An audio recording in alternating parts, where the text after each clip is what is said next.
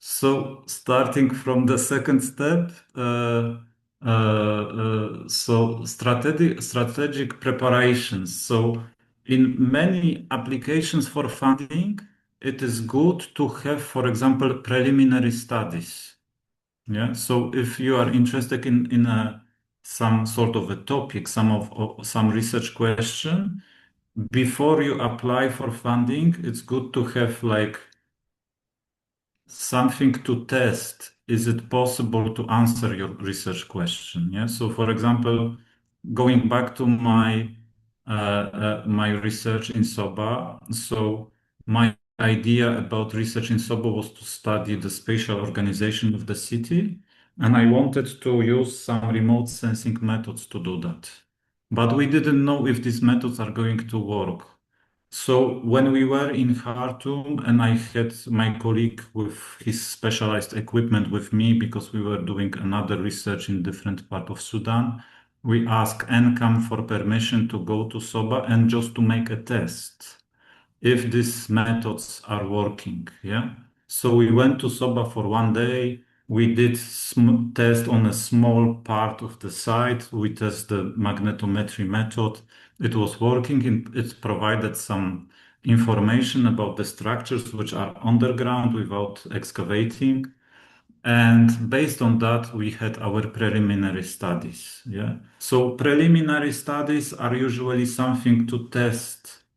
You need already to have your idea and you can test it. Yeah. That test can be done in the field or you can test it based on some, for example, if you need to go to some sort of archive or a library or to visit a specialist and ask him or her if that kind of method or something like that is possible. This is already preliminary studies. So that kind of gathering informations which will help you to prove that your project is feasible. Feasible means it can be done. Yeah. Yeah. So this is second thing. Yeah. So in terms of feasibility, sometimes the projects are interdisciplinary. So for example, you have a research questions which is connected not only with archaeology, but for example, with geology or with environment.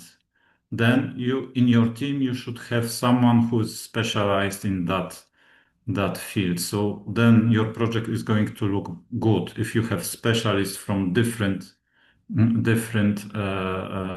disciplines if your research questions requires that. Yeah. So the second step is just to connect with some specialists and ask them about if they are interested to join your project, or maybe they can give you some information which will help you to like develop your project as well. Yeah. So this is it. Yeah. And another thing on this step would be to think how much funding you need. You don't have to say it precisely.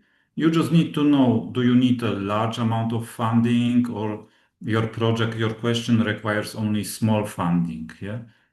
I would advise you, if you don't have any experience in projects, to start with smaller projects, yeah, which doesn't require millions of dollars of funding, yeah, because that kind of huge projects can be received by people with experience in project management, yeah, and things like that. So if you are at the beginning of your career as a scientist, you don't have any projects before, it's better to have smaller projects. Yes. So I'm not saying how much is it, how you will see later. I will show you some grant applications. So you will see, and then I will tell you that this is a small project. This is a bigger project. So you will see what I'm talking about. Yeah. Yeah. And when you have this all knowledge already, then you can start to think where to submit your project proposal. If you need a big amount of money, big projects, then you need to think about big calls like For example, in Europe, the biggest there is in archaeology is European Research Council grant applications. So these are projects which can be like 1 million of euros or even more, 1.5, 2 millions of euros. But to get that kind of funding, you really need to prepare very well your project. I will show you during my presentation institutions which provide funding for small projects and medium-sized projects. Yeah.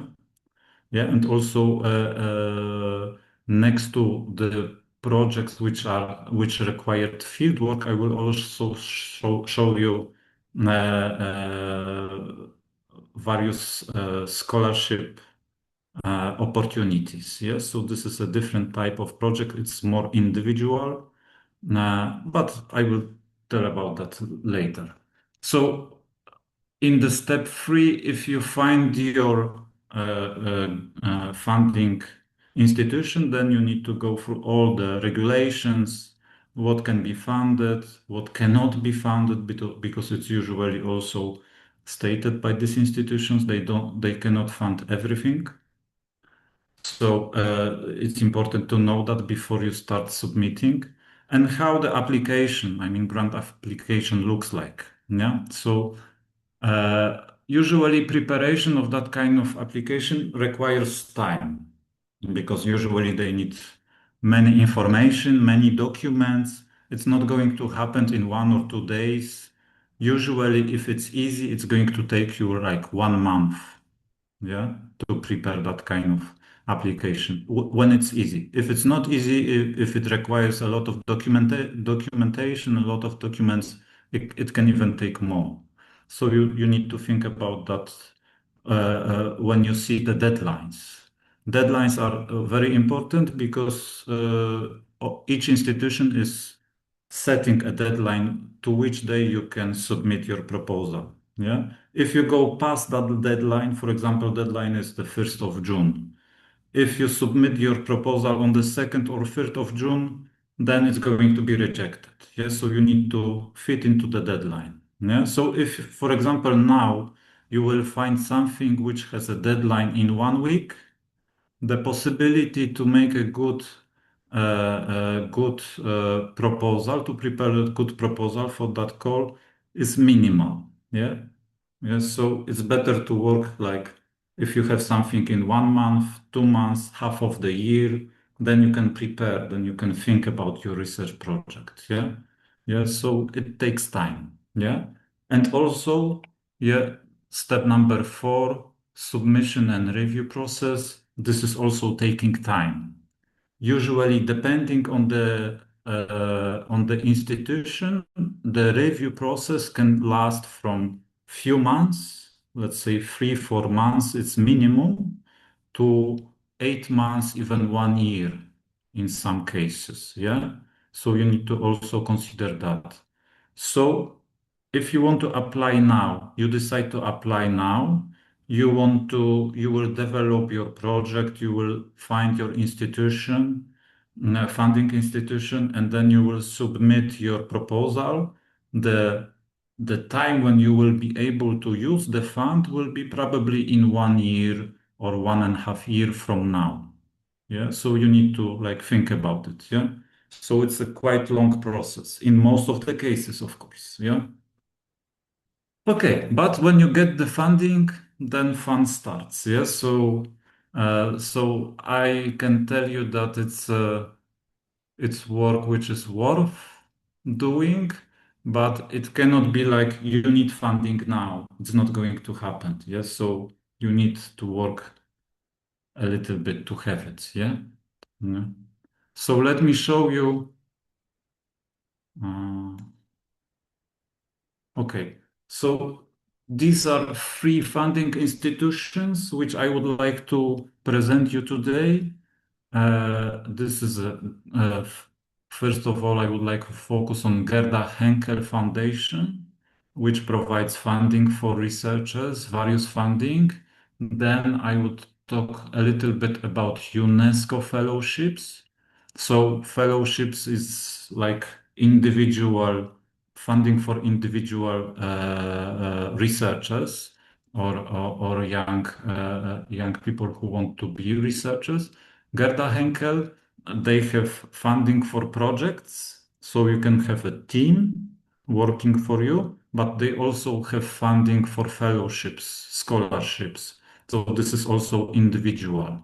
Yes, I see that there is a hand up, Wafa. Yes. Yes. So I have just a small question about the funding because I tried now to apply for Gerda Henkel for like a Okay. research, but they require that I need to find an institution. So for Yeah. them, they like it's really important that I will be involved to lab or like institution to get this grant, Yeah. which Yeah. is tricky a little bit because in some country they really hesitate to hire like a Sudanese because like political Yeah. situation. Yeah, yeah, yeah. Yes, yes, that's a good remark. This is one of the documents that Gerda Henkel is requiring from in some of the programs. So I will talk about it in detail later on, but this is something that must have been submitted with the application. So if you don't have that kind of confirmation letter from host institution, then Gerda Henkel is going to reject your application. Yeah, unfortunately, all the documents that are listed by these institutions needs to be there. Yeah, so that's the problem. My advice is to, if you think about Gerda Henkel, to start with institutions which are working in Sudan, which know Sudan. Yes. So, for example, at University of Warsaw, we have currently few people who are on Gerda Henkel scholarships, and it was not a problem for us to issue that kind of letter that they will be affiliated to University of Warsaw when they receive that kind of funding. Yeah? So it wasn't a problem for us. We are supporting, so we want to help.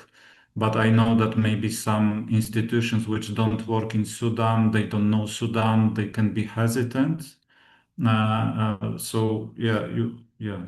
So that would be my advice. Yeah, yeah, for this situation. Yeah. Okay. Is that okay, Wafak? Is it like okay? Great. Thank you. So the last thing that I wanted to show you are the scholarships connected with PhD studies.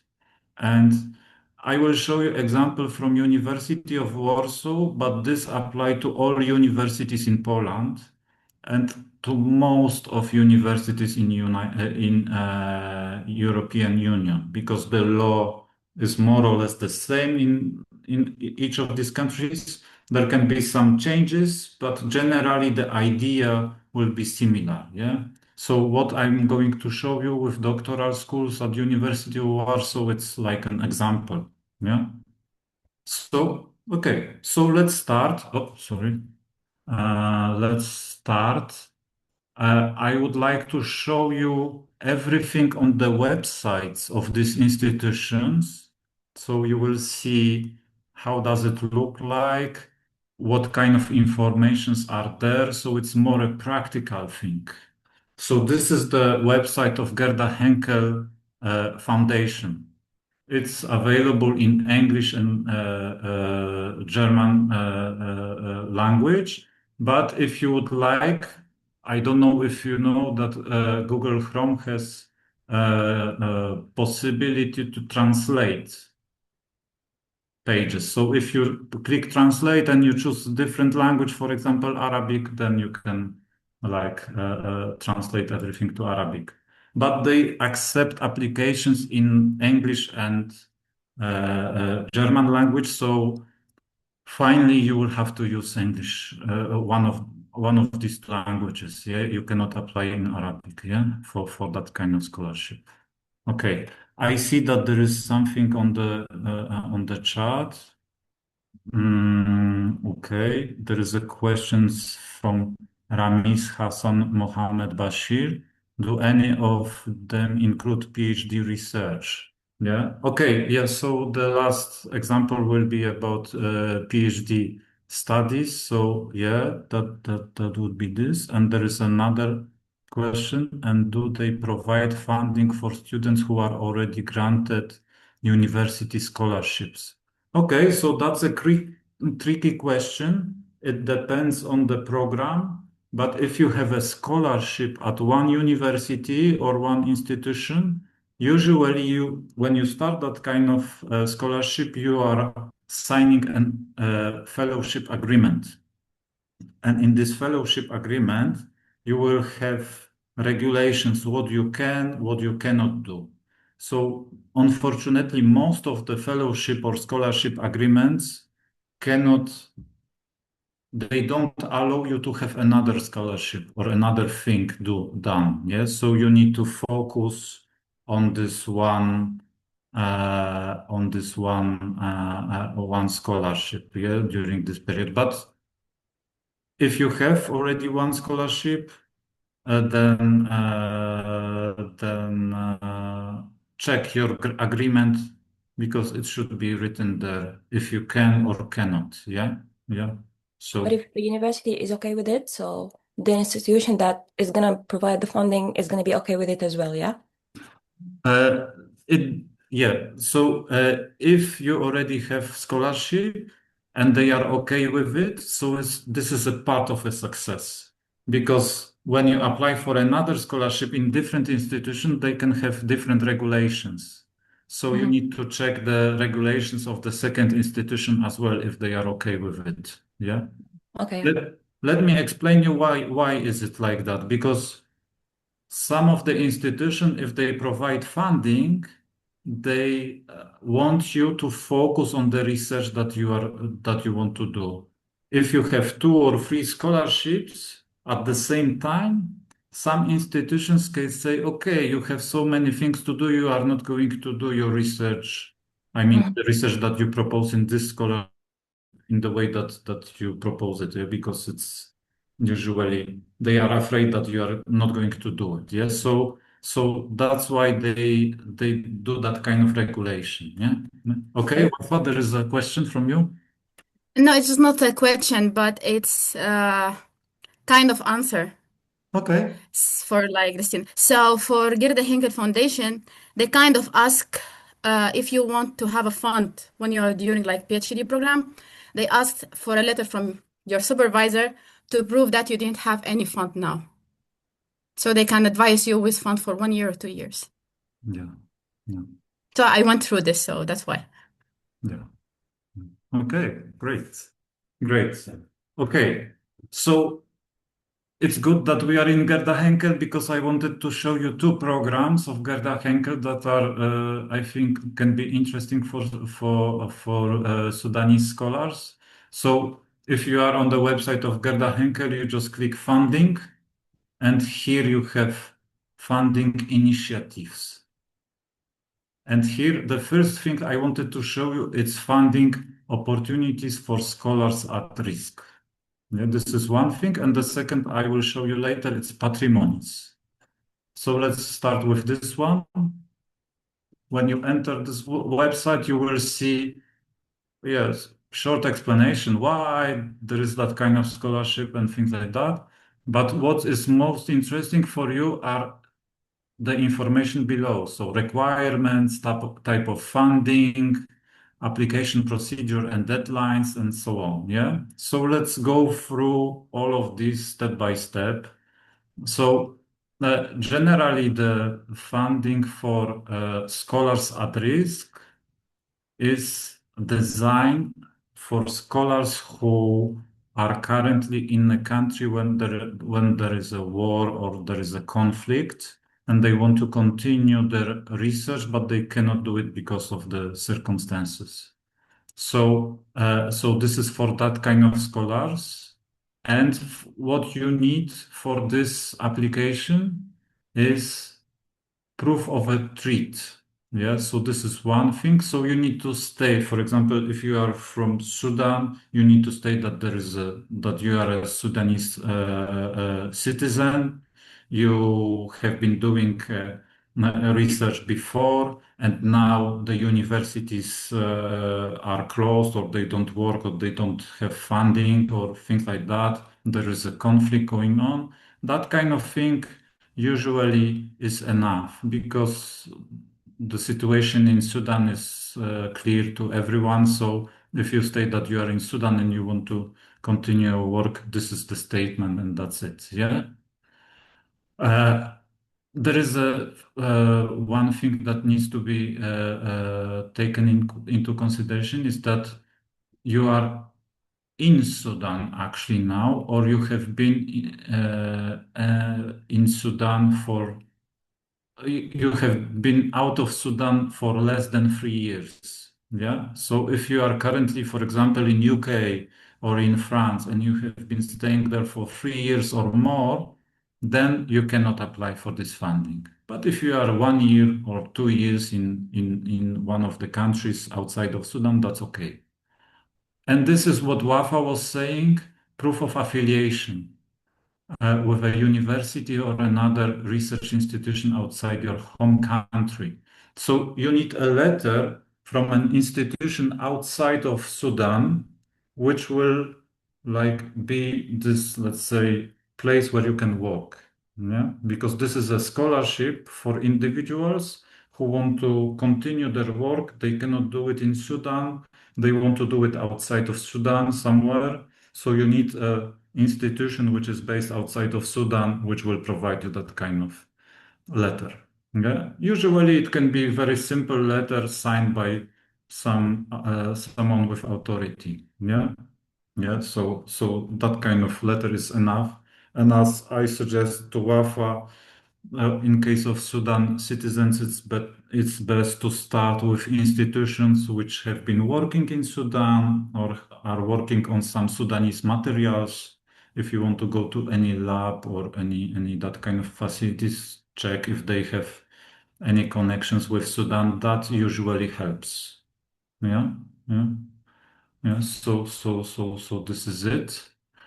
What is very good with this application is that it has like two steps. On the first step, you just need to write an email to this foundation, providing all these documents, these three documents, and providing information what you want to do, and they will evaluate it very quickly. And if they say, okay, we are interested in funding you, then they will send you the full application. So you don't need to prepare a large volume of text at the beginning. Just at the beginning, you need to have an abstract of your research, what you want to do. These documents, you send them, they say, okay, so they will send you the form, which is much longer, and then you need to prepare this and they will evaluate this. Yeah. So from the moment you submit this final big form on the second step to the moment that they will give you an answer, it's about 4 months. Yeah, they give themselves 4 months to evaluate your proposal. Yeah, and after 4 months, you will receive a letter with acceptance or not. And if you get that kind of letter, then you can start preparing your journey to the host institution that you selected. Okay, so what they are funding? So they specify this very well. So you can apply for 6 months scholarship at the beginning to prepare yourself to this actual scholarship, and then you can have doctoral scholarship for period of 2 years. So this is for people who want to do PhD, or research scholarship, which can be up to 1 year. This is for people who already have PhD and they want to do research. Yeah. So what are the values? Let me check. Payments. You can go here to payments, and let's open this one. Uh-huh.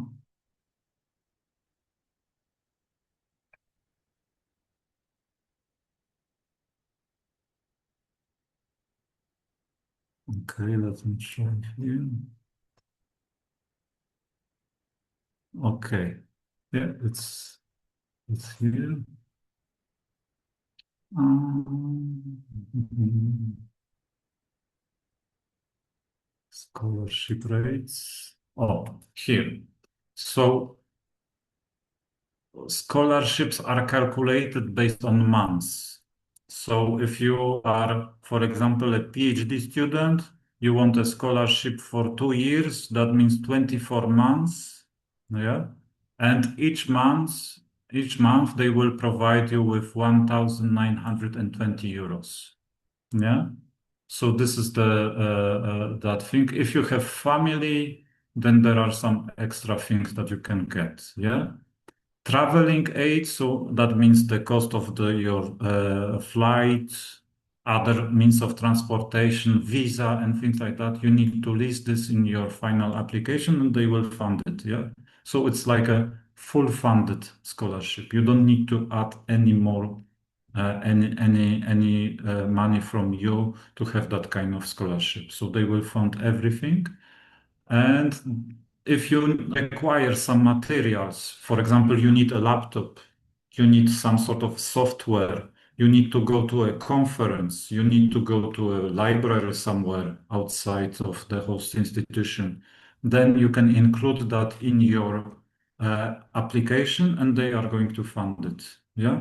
So when you will get this preliminary approval from Gerda Henkel, and they will send you the final application form template, then include all the things that you want to do in this application and write how much it's going to cost, more or less, of course.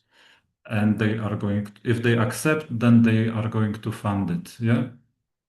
And if you are a researcher who already have PhD, and want to do a research scholarship, then the amount is higher, but it's only for 1 year. Yeah, so it's 3,720 euros. Yeah, and of course there are things for family, additional things for that. Yeah.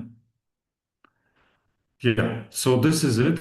Also, that means that from this amount of 1,920 euros per month, you will need to pay your accommodation. They are not going to provide you with accommodation, but usually that kind of amount of money, it's in Europe suitable to rent your own flat or something smaller if you want, and to live without any, let's say, difficulties. Yeah. So in this case, Gerda Henkel Foundation, this Scholars at Risk program is very good. I mean, in terms of funding. Yeah. Okay. What else? So yeah. There is also one very interesting information. Further funding programs. Yeah, so there are more programs like that, like Scholars at Risk, and they are listed here. So you can also go to this Philip Schwartz initiative, yeah, to see their funding opportunities. Yeah, I'm not going to do it right now. We have only 1 hour, so let's go to another thing. But you can do it by yourself. Just check the website, yeah? Okay, the second thing that I wanted to show you in Gerda Henkel is patrimonies. So this is something different. Sorry, there are some questions on the chat I didn't notice, sorry. Okay, from Walid Ismail, does the financial accountability and budget detail differ between small subsistence grants and major research projects? In other words, is there a higher degree of flexibility for young researchers when managing smaller budgets?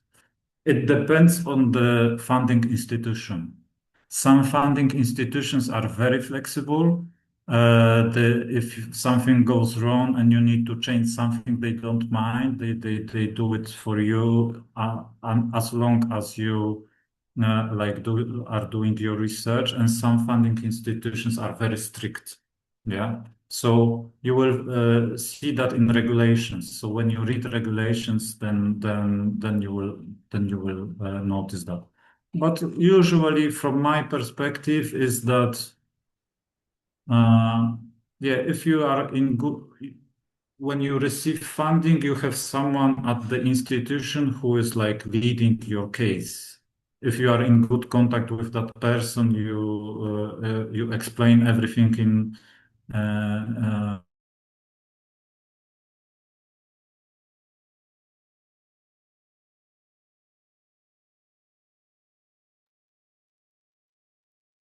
Oh, we lost him.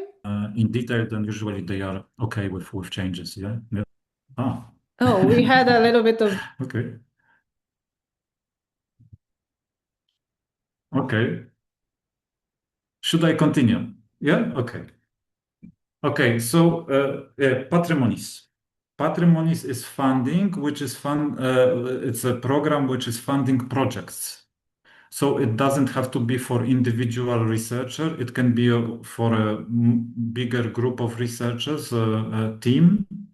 And what is good in this program is that the application for this funding needs to come from the country in which it's going to be used. Yeah. So, for example, they want to fund. You can see here what can be funded with this program. So it's connected again with countries which have difficulties connected with conflicts, and the application needs to come from researchers from that country. So, for example, me, I cannot apply for this funding even if it's done in a country which is under conflict because I'm from Poland and I'm not from Sudan, so I cannot apply for this funding. This is good situation because there is not much hard competition for this funding. So if you apply as a Sudanese for funding from this project, then your chances are good because not many people know about this program. And in Europe, if they would open this for European universities, many people will learn about it and many people would like to apply for it. Yeah. So that kind of restriction is a good situation in which they can actually provide you with funding. The chance to get funding is quite high. Yeah. Yeah, and you can see here where is the support provided. So you can see that the countries in the region, Africa is mentioned at first, so they have priority for Africa. And here, what are the conditions? Yeah. The first condition is crucial. Funding provided should be brought to bear primarily in the regions in question. Yeah, so it should focus on this region. It's not like someone from outside of Sudan is going to get the funding, and most of the funding will go outside Sudan. They want all the funding to go in. Yeah, so that's important. Yeah, number four. I didn't mention here as well as in scholars at risk, there is no deadline. So you can apply all year round. Yeah. So you don't have to think that you need to do it before some date set by the foundation. Whenever you're ready, you send them email and they start the procedure. Yeah. So that's good. Yeah. And what can be funded? Here you can see. So if you have an idea to do some restoration work, you want to, for example, something was destroyed during the war, and you want to, let's say, rebuild it or renovate it. You can have funding for that. You can have cost for personnel to have specialists, but you cannot provide, let's say, full salaries, yeah, for people from universities or anyone. You can provide uh, uh, some cost of the personnel, which is like, for example, if they need for a work some sort of materials, equipment, something special which is needed for their work, that then you can do it. If they need to travel to do this work, then you can cover the cost of the traveling, but you cannot pay like salaries, yeah, from this program. But if you need something to be done, you already have people to do it, yeah, and you just lack funding to buy materials, to have some specialist to come and do something for you, then this is the program for you. So yeah, yeah. And again, situation is the same. You write your idea, short abstract, what you want to do. You introduce yourself and you send them email, and they will say, "Okay, we are interested," and then there will be application. Yeah. No? Okay. So this is Gerda Henkel. The second thing I wanted to show you is UNESCO. It's going to be a bit shorter because I wanted here in UNESCO to focus on one program. Oh. This is the website of UNESCO. It's a general website of UNESCO, and here you can find information about all scholarships that they have. They say even that they have 450 fellowships offered, but it's not only for archaeology or heritage, it's general. So you need to find something which is suitable for you. Yeah, and when I was looking, I found one example which is also connected with Poland, but you can browse and see others as well. And check if there are anything more which is available for you or suitable for you. I would like to show you this one. Yeah, and it can show you the mechanism, how it works. Yeah, so let's go in. Yeah. So again, here you have documentation. When you want to apply for any scholarship, it's good to have that kind of documentation and see what the regulations are, what you can get, what they are offering. Yeah. So this is a fellowship to come to Poland, to Poznań, to Adam Mickiewicz University, and to do a training course there. Yeah. And member states invited. You can see Sudan is here, so Sudanese citizens are eligible. Field of study, so it's going to be the main topic of the course is new interdisciplinary methods in archaeological practice. Yes, so it's usually for archaeologists or heritage professionals. You need to be holding a BA, baccalaureate or MA degree, yeah, in archaeology or conservation, and language, yeah, English. It's going to be in English. Oh, there is a new question at the chat from Walid Ismail. Will you send the links here so we can discover those websites, of course, after the lecture? Yes, sure, of course. And everything is recorded, as Tomomi told me, so it's going to be posted on YouTube.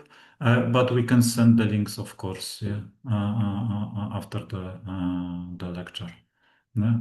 And there is, going back to UNESCO, there is one more thing. You need to be less than 40 years old, yeah, unfortunately. So, this is unique because most of the scholarships programs do not define the exact years of age. Yeah, they usually define the level. Do you have PhD? Do you have MA? Things like that, and not age. Here it's quite unique. Yeah. Yeah, so the application procedure is quite complex, but the application form is not. The application form has only 4 pages, so it's it's not much, and it's mostly information about you. Who are you? What have you been doing? So you don't have to provide many information in that. But the procedure is that you need to apply through UNESCO office in your country. So UNESCO office in Sudan. Yeah. So all the documents that you are going to submit, they go to the UNESCO office in Sudan, and the UNESCO office in Sudan is going to verify it. If everything is okay, they are going to send it to General UNESCO office, which is then going to send it to UNESCO office in Poland. Yeah. So that procedure is quite long. I mean, complicated, not long, because it doesn't take actually a long time. Yeah.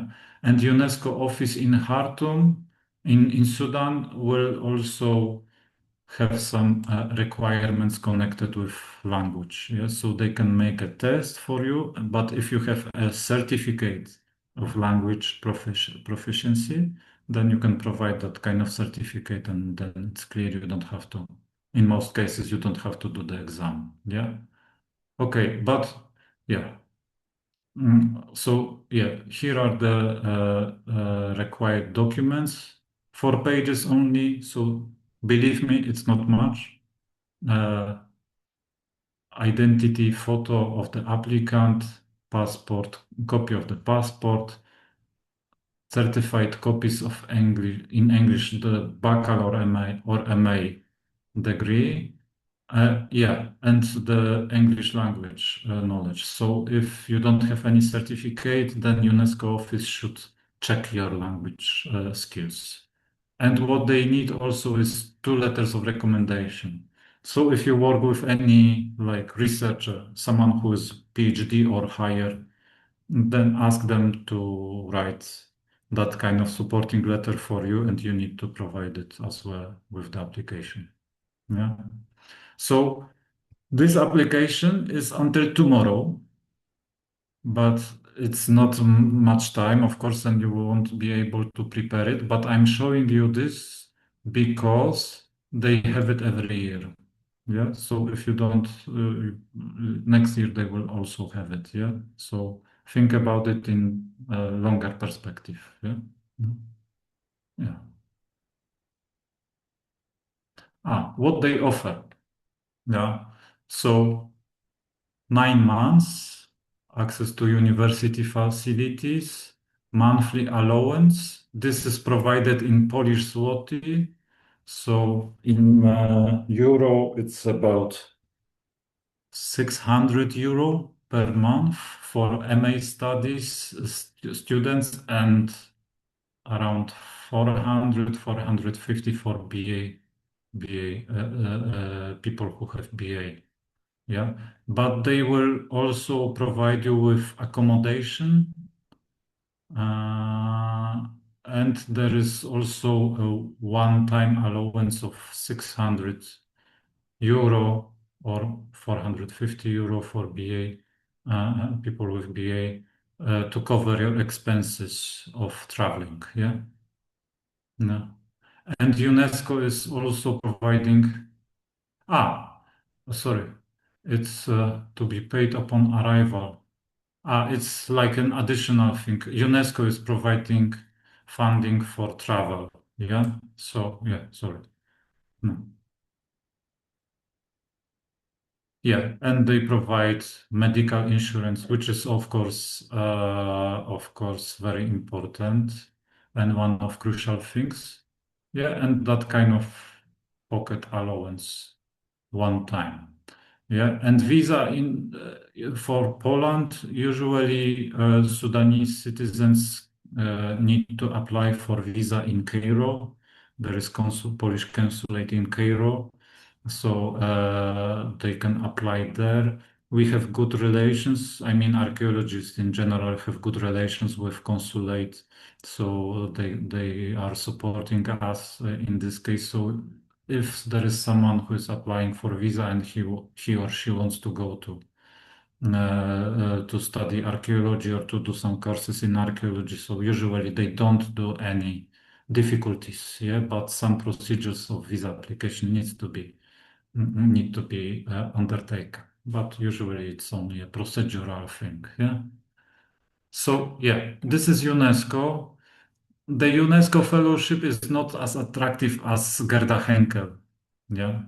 Gerda Henkel provides better funding and they fund things for longer time. So if you would be choosing something, I would suggest you first to concentrate on Gerda Henkel.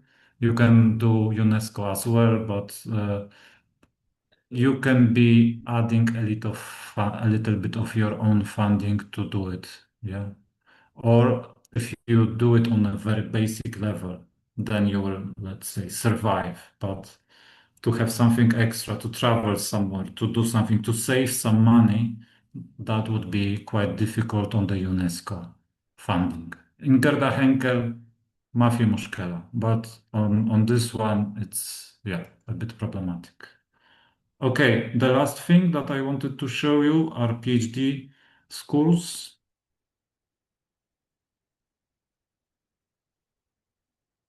Yeah.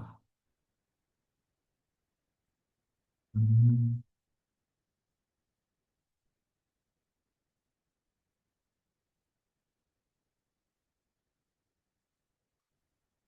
Mhm. Like, oh, no. Okay. So this is how the website of the University of Warsaw doctoral schools looks like. There are 4 doctoral schools at the university, and the application procedure is open to everyone. That means you don't have to be a Polish citizen, you don't have to finish Polish university or anything to apply for this doctoral school. The thing which is important in this is your idea, what you want to do during your PhD, and if you have someone at this university who can be a supervisor of your PhD. Yeah. So usually archaeologists and heritage professionals, they apply to these 2 schools, the interdisciplinary doctoral school and doctoral school for humanities. So these are, most of the archaeologists apply to this one, yeah, doctoral school for humanities. If you would like to have an interdisciplinary PhD, which would involve other sciences, not only archaeology or heritage studies, but also other, then you can apply to the second one. But if you would like to focus on heritage, on archaeology, then I advise you to look for doctoral schools for humanities. And let's go in to have a look what they offer. This is the website. And here you see for candidates. Yeah, let's go and see. What is good with this procedure? Everything can be done online. So first you need to like register in this internet recruitment for candidates. This is a portal launched by university and you need to provide all the data about you, certificates of your MA and things like that in this platform. And when you provide all the information, the committee will evaluate your documents and they will invite you for an interview. Everyone has an interview. Every candidate who is eligible has an interview, and an interview can be done online, so you don't have to travel to Poland. Yeah. So this is how this looks like. Currently, there is an opening for PhD schools for the next year. So the procedure, the opening started in April. It's going to finish on the 21st of May, so next week. And then the committee is going to evaluate all the applications, and there will be interviews. And if someone is successful, the PhD is going to start on the 1st of October this year, and it's going to last for 4 years. You will get the people who will get to these schools, they will get funding, scholarship funding for 4 years. Yeah. So In this year, the term is again very short, but again, it's going to happen next year on the same or very similar rules. Yeah. So you can see all the information here. Maybe I can provide you with the information on the funding, what they fund at the end. Schedule, limits of place, scholarship. Okay. Yeah. So the doctoral scholarship is for 4 years. During the first 2 years, each candidate will get 4,346 Polish zloty, which is approximately 1,200 euro, something like that, 101,000, 102,000 euro. And after 2 years, there is a committee which is going to evaluate your work. And if they say okay, then the scholarship is increased to 5,500 zlotys and 50 groszy, which is something like 1,600, 1,700 euro per month. Yeah, yeah. Yeah. So this is what they provide. That means also that you will need to cover your traveling cost. They don't provide that. Yeah. Yeah. So summing up, because it's 11 almost. Gerda Henkel provides the best funding, but they provide it to maximum 2 years. PhD studies, they provide you funding for 4 years. It's a bit lower. And UNESCO provides the funding on the basic level. Yeah. So in terms of funding, this is how it looks like. Each of these institutions have their own procedures, how to do it. So if you would like to apply for any of them, I would advise you to read everything what they have on their website. Yeah, in terms of regulations and things like that. If you would have any problems with that or any questions on the way, don't hesitate to contact me. I will try to help you and explain you everything. In terms of PhD studies, I showed you only one example from University of Warsaw. This applies to all universities in Poland and can be similar in universities all over the Europe. I mean, European Union. Yeah. So this is all from me. Thank you very much. I wish you good luck with your future applications. If you have any questions or anything, just contact me, and I will be happy to help you if I can, of course. Yeah. So yeah. Thank you.